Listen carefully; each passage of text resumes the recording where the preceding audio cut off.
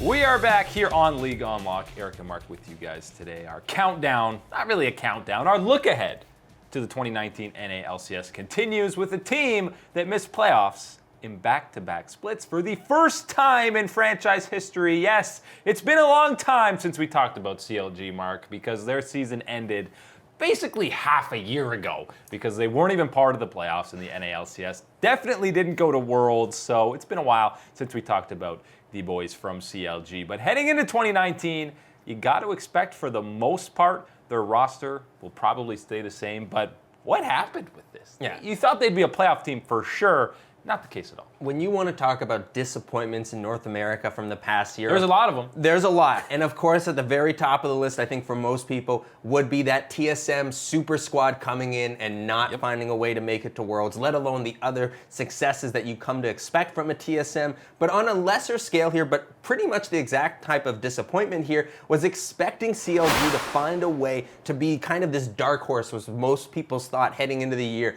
The idea of adding in Biofrost into that support position, taking over, of course, from the legendary Afromu with CLG. People thought that they'd be able to find a bit of a different identity with this roster and find that success, that there was enough talent, enough veterans still on this roster that they could put it all together and really challenge teams here. And that almost never happened. We never saw that team absolutely come together and be prepared.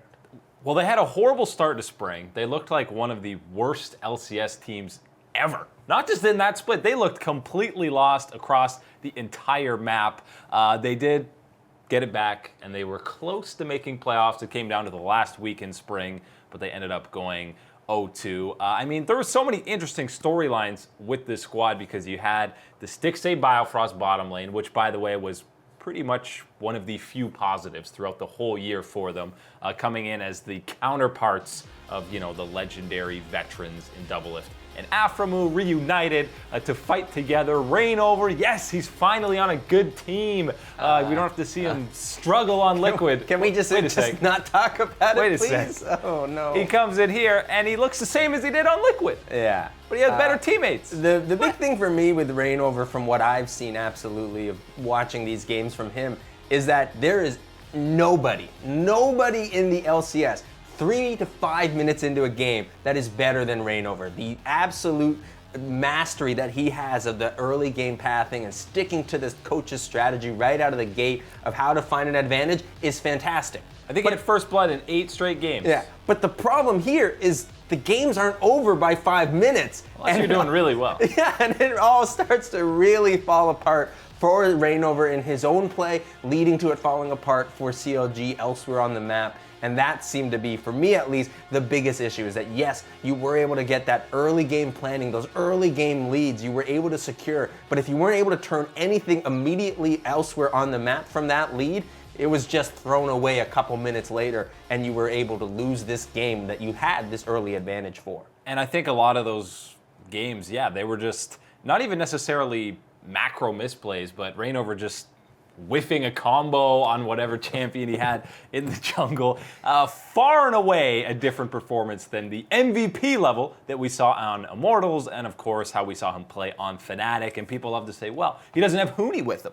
Well, does having Huni on his team make him just not make mechanical mistakes? I don't believe that is the issue, but Reignover was definitely one of the main problems for CLG, and going forward, they might have a solution already on their roster. We saw in Week 9, they finally said, after they started out 5-3 in summer, by the way, and then they were 5-9. They lost 6 games in a row, and then finally they said, all right, let's make a change for Week 9 when we're already out of playoffs and it doesn't matter. So they bring in Wiggily from their Academy roster, who, if you remember, was originally with C9, and then they drafted Blabber, so Wiggily went over to CLG, and he actually looked pretty darn good. And heading into 2019, that's kind of the move that everyone wants to see, is Wiggily into that starting lineup. I think it's inevitable. The question is he going to be there Week 1? Do they start right away with him, or do they give Reignover a bit of a chance? I think right away you got to start with Wiggily as the starting jungler here for CLG, because you know what? I love me some Reignover. Of course, one of my favorite junglers of all time. Got many great memories of watching him,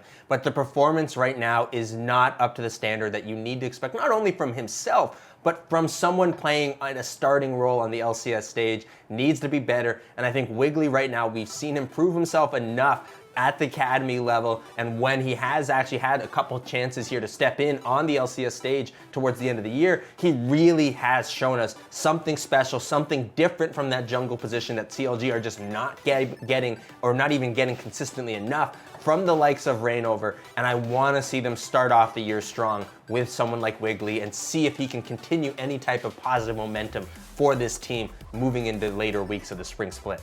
And if they do start Wiggily, obviously that opens up another import slot for them. And Darshan, who is the longest standing member of CLG, he as well had a bit of a down season for CLG. And if you're going to move one of your domestic players, it's going to be Darshan, because the bottom lane is one of the strong points for CLG. Maybe we talked about Flame is looking for open opportunities. Maybe you bring in someone like that to CLG, and then your roster is looking pretty good. Yeah, because I think when you're talking about Darshan's play this past year, of course, nothing but respect for my association president here in Darshan. Yes, but you have to remember, aside from, of course, being Mr. President, you have to look at the performance on the Rift, and it isn't not up to the level that Darshan would expect from himself. We know that, yes, we did see a couple of those good old-fashioned Zion Spartan type of games, seeing those performances come through, but it just wasn't enough, and too many times it was just seeming like he wasn't playing to the skill level that was necessary as far as who else is playing up in the top lane now in North America. And I think that is somewhere where if you are focusing on making a roster change to try to improve this team, as well as the Wiggily transition to the starting jungler role, that is something that I think you could do. I'm really excited to see in 2019 if other teams just completely rip off the C9 strategy of using these subs, and you keep someone like Wiggily and Reignover, and then have maybe an import or someone else that you can sub in depending on, you know, the import rules to sub in and out. But I'd like to see Wiggily and Reignover. Maybe having this competition from another starting jungler would reignite the fire for Reignover, and we'd see his former self, or Wiggily just proves that he's a lot better.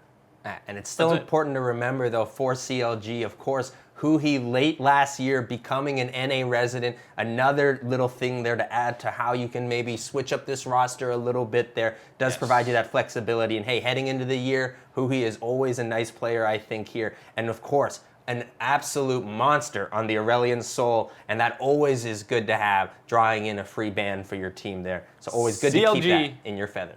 Definitely has options heading into 2019.